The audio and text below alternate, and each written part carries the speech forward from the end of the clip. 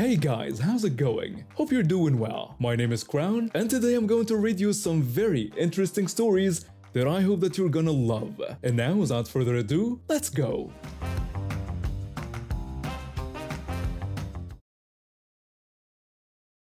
I do long-haul deliveries, pulling heavy RV trailers across the country for a specialized transport company. My pickup truck gets terrible mileage when I'm hauling a 30-foot trailer, so I've learned to budget carefully for fuel stops. This morning I was starting a 3-day haul from Arizona to Maine. The trailer I was pulling belonged to some wealthy family relocating, and it was packed to the brim with their stuff.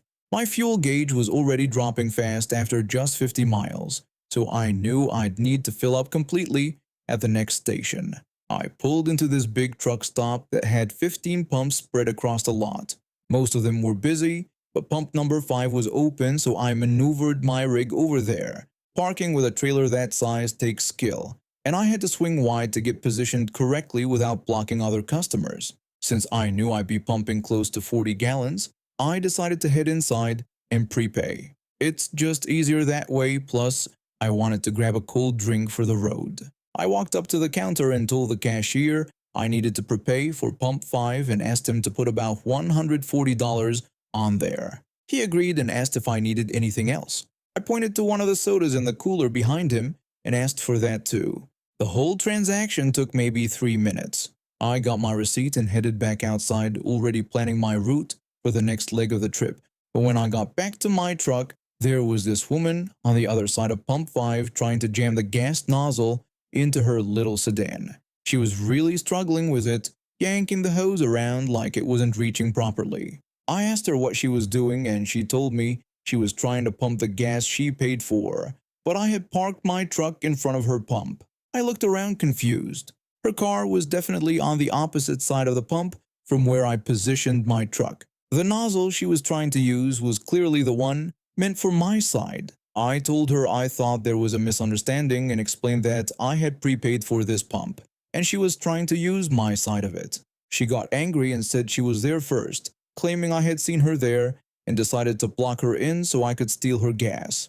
I hit the emergency stop button on the pump to make sure nothing dangerous happened. This woman was getting more agitated by the second, and I could tell this wasn't going to be a simple conversation. I pulled out my receipt and showed it to her, explaining that I had just paid for $140 worth of gas on pump 5. But she barely looked at it and said she didn't care about my fake receipt. She demanded that I move my truck right now so she could get her gas.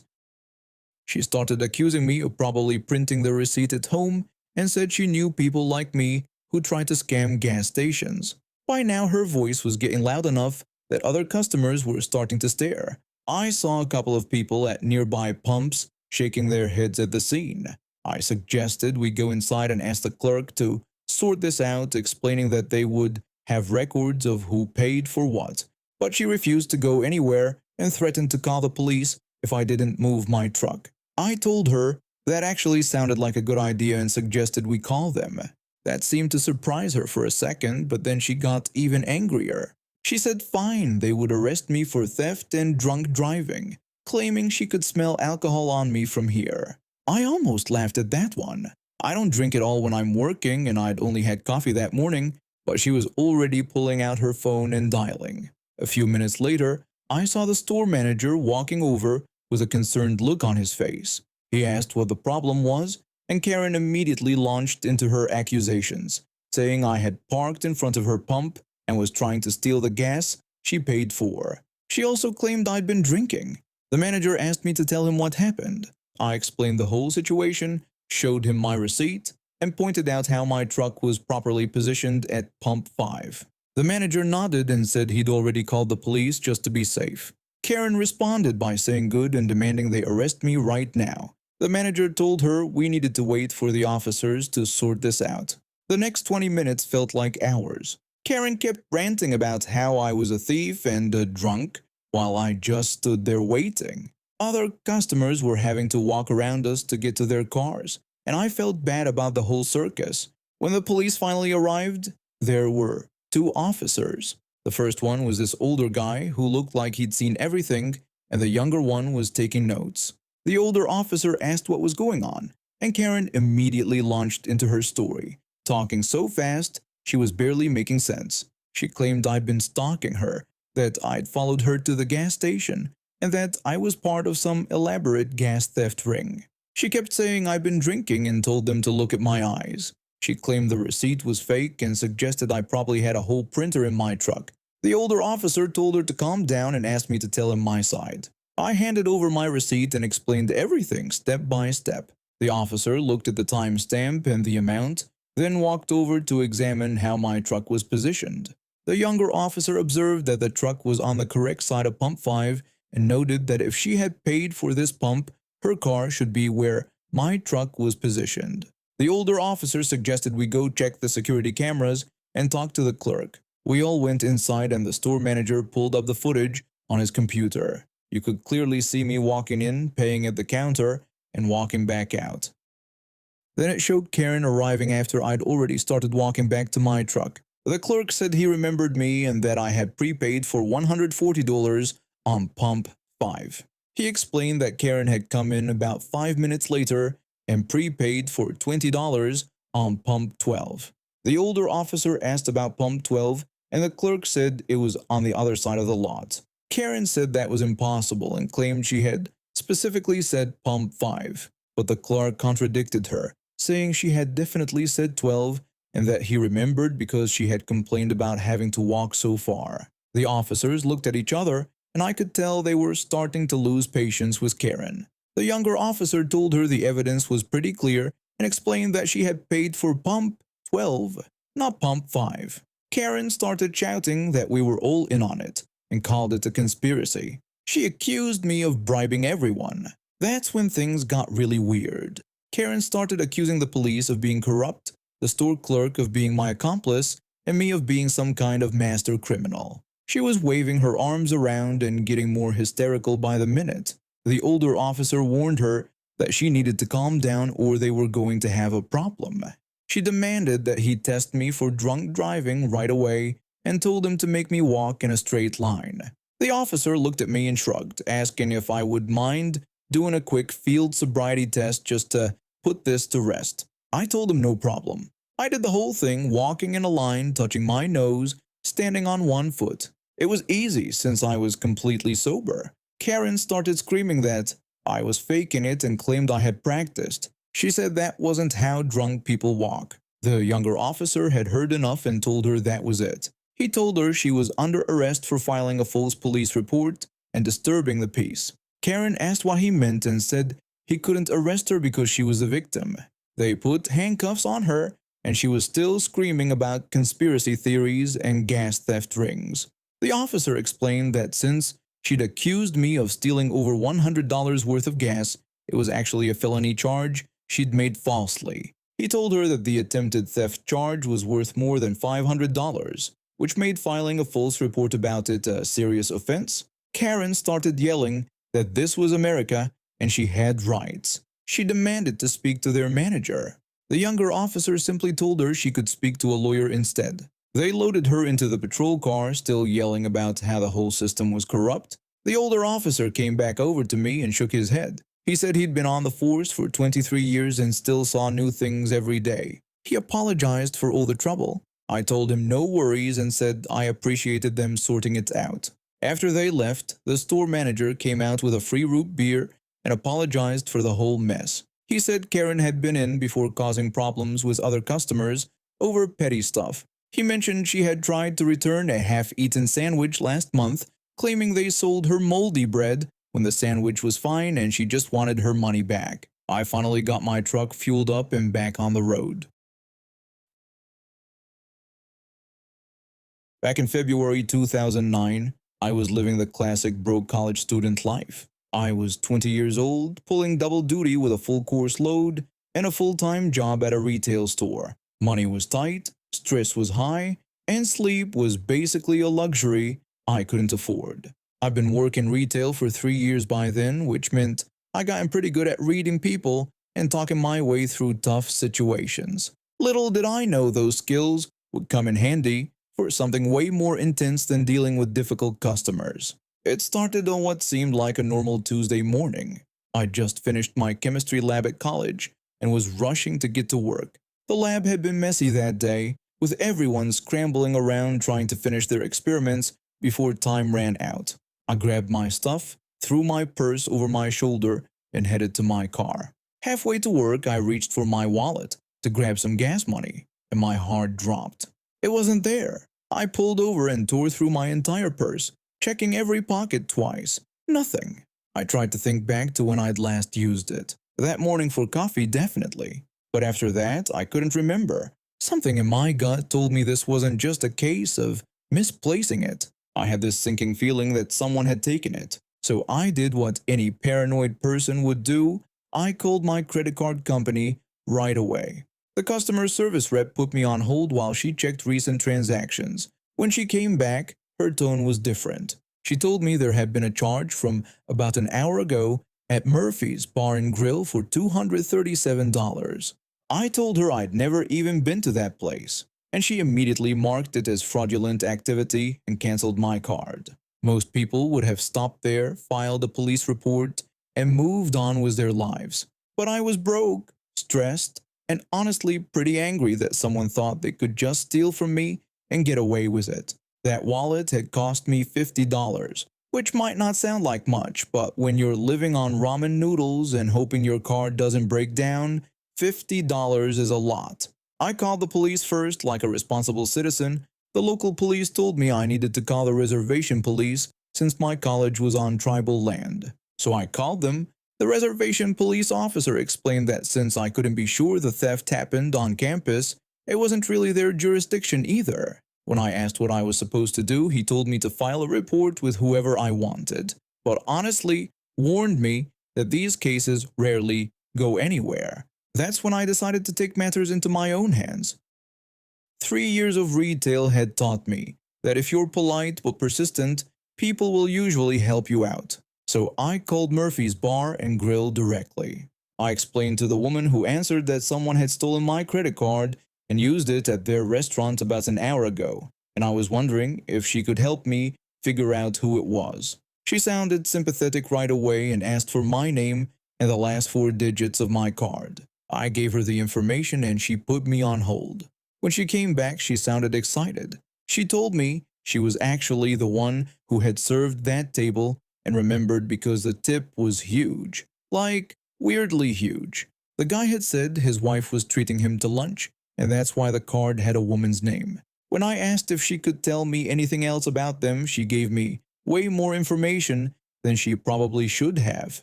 She explained that there were 3 guys total. 2 of them had paid for their own food and drinks with their own cards, but the 3rd guy, the one with my card, had paid for everything else and left this massive tip. She said she thought it was weird at the time. She gave me the name from one of the other credit cards. I could tell she felt bad for me and wanted to help. After I hung up, I realized I had a pretty solid lead. The server had given me the name of one of the innocent guys who'd been there, so I did something that probably wasn't entirely legal. I used my work computer to look up that name in our customer database. Bingo. I found a phone number. A few days later, I made the most nerve-wracking call of my life. My heart was pounding when I dialed the number. I told him I was a private investigator looking into a credit card fraud case, and that I believed he was present when the crime occurred at Murphy's Bar and Grill on Tuesday. There was a long pause. He said he didn't know what I was talking about. I explained that I had records showing he paid for his meal with his credit card while dining with someone who used a stolen card for a large purchase. I warned him that if he didn't cooperate, he could be considered an accomplice. He told me he needed to talk to his lawyer before saying anything. I assured him that if he cooperated and provided me with the name and contact information of the person he was with, he wouldn't face any legal trouble. He was quiet for a long time. I could practically hear him thinking. Finally, he gave me a name but said he barely knew the guy and they'd met through a mutual friend. He told me the guy's name was Jake, but he didn't have his number. It wasn't much, but it was something. I thanked him and hung up feeling like a real detective. Without a phone number, I turned to social media. This was 2009, so social media stalking wasn't as sophisticated now, but people were still pretty careless about their privacy settings. I found a profile for someone with the right name who lived in the area. His profile was private, but back then people could post these things called banners that were basically status updates everyone could see. I scrolled through his recent posts and found something that made my blood run cold. He'd posted about being worried about an upcoming chemistry lab test, the same chemistry lab test I was taking, the same chemistry lab I'd just been in when my wallet disappeared. I printed out his profile picture and that status update and walked straight to my chemistry teacher's office. I told him I thought I knew who stole my wallet from his lab and explained the whole situation while he looked at the printout. He said he remembered the guy and that he sits at the corner of my table during labs. Everything clicked into place. During our lab experiments, everyone's bags and purses were scattered around the tables while we focused on our work. He would have had the perfect opportunity to grab my wallet while I was distracted with test tubes and chemicals. My teacher was outraged. He told me he'd call campus security and that we could have them come to the next lab session and arrest him there. When I asked if he'd really do that, he said absolutely. Stealing from fellow students was unacceptable. The plan was set. Campus security would come to our next lab, identify the guy using the photo I printed, and arrest him discreetly. But when I did a little more digging, I found out something that made this whole thing even better. This guy was already on academic probation for some other incident. Getting arrested would probably get him kicked out of school entirely. Lab day arrived and I was practically vibrating with anticipation. I sat at my usual spot and tried to act normal while watching the door. About 20 minutes into class, 2 campus security officers walked in and spoke quietly with my teacher. My teacher pointed toward the corner of my table, and I followed his gaze to see the guy from the photo. He was bent over his experiment, completely oblivious to what was about to happen. The security officers walked over casually. They asked if he was Jake, and when he confirmed and asked why, they told him he needed to come with them. His face showed pure confusion that slowly turned to panic when he realized what was happening. Everyone in the lab stopped what they were doing and stared when they escorted him out. He kept looking back at our table, and I'm pretty sure he figured out it was me who'd caught him. The security officer announced that he was under arrest for credit card fraud and theft. The whole class was dead silent when they led him away in handcuffs. I felt this incredible rush of satisfaction. All those hours of detective work had paid off. Later, I found out from the reservation police that they were impressed with my investigation skills. The officer told me they'd seen a lot of theft cases, but most people just file a report and hope for the best. He said I actually solved the thing myself, but the story gets even better. A few weeks later, I started receiving checks in the mail. Tiny checks for $2 each, coming from the county jail. Apparently, the guy had been sentenced to make restitution for what he'd stolen, and they were garnishing whatever money he made from his prison job. Every 2 weeks, another $2 check would show up in my mailbox. It took months to add up to the $50 my wallet had cost, but each check felt like a little victory. I'd caught this guy, got him arrested in front of the whole class, and now he was literally paying for what he'd done $2 at a time. I never saw him around campus again after that.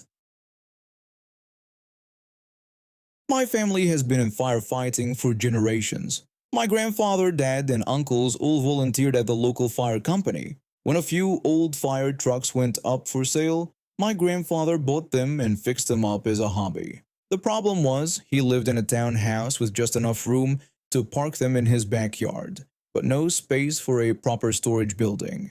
That's where my dad's property came in. He had bought several acres of what used to be farmland, and we decided to build a barn there to store the fire trucks. The land didn't have a house on it yet, just woods and open space. When my dad decided he wanted to build our family home in a wooded section of this property, right next to an established neighborhood, he had to get the land rezoned from agricultural to residential. Usually this is pretty straightforward, just a court hearing to make sure no one has legitimate objections. But apparently, one more neighbor was too much for some people in that neighborhood. A bunch of them showed up to the hearing with the dumbest reasons you can imagine for why our land should stay empty. This one woman, who I'll call Karen, stood up and suggested the land would be much better if it was left for horses to run around in. Nobody in that neighborhood owned horses. Nobody in our entire town owned horses. Plus, there wasn't even enough land to legally keep horses on it anyway. After 2 weeks of this nonsense, the court finally rezoned our land and construction began. When we started cutting down trees, we moved the fire trucks onto the property where the barn would eventually go. My dad built up a big pile of all the cut wood to burn it. Being a firefighter himself, he called the fire department first to let them know what he was doing. They told him it was fine since he was in the right zone where no permit was needed. So he lit the pile. That's when Karen came walking over, phone in her hand, screaming at my dad. She yelled that she was calling the fire department on him right away. My dad told her that he was with the fire department himself and pointed out that there were 2 fire trucks right there just in case we needed them. She kept screaming, so my dad called the fire department again. He asked if anyone had called to report a fire at his property that day. They told him no, they hadn't received any fire reports at all. My dad hung up and turned back to Karen. He called her a liar and told her to go back to her house and stop bothering us. We had a few more run-ins like this while we were moving in, but nothing stopped us. Eventually, we got the barn built and stored the trucks properly. Things calmed down, and we actually became good friends with about half the neighborhood. About a year later, another fire department my grandfather worked with needed to sell one of their old trucks. It was this massive Ford Louisville model, basically a semi-truck with a fire truck body on it. They needed somewhere to store it until they found a buyer, so my grandfather offered our barn. Part of the deal was that we had to drive the truck around once a week to keep it from sitting too long and getting damaged. Around this same time, Karen started having yard sales constantly. We noticed people were parking on our lawn during these sales. Not just a tire on the grass, I'm talking about people using our entire front yard like it was a parking lot. We kept asking people to move their cars since it was our property, but it kept happening. Then we found out why. Karen was telling people to park on our lawn.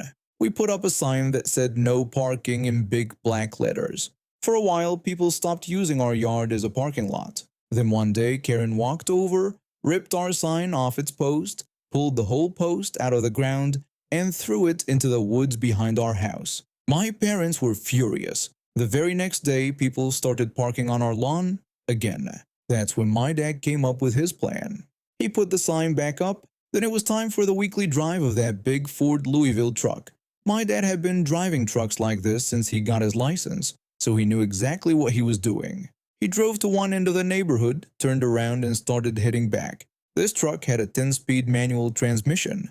On that half-mile long stretch of road, he got that diesel engine up to 8th gear, then waited until he was almost at Karen's house before downshifting. By the time he reached her property line, the truck was in 3rd gear. All that downshifting made that diesel engine roll serious black smoke, and the exhaust was pointed straight at her yard sale on a day with almost no wind. The smell was absolutely terrible. Diesel exhaust stinks really bad when it's rolling coal like that.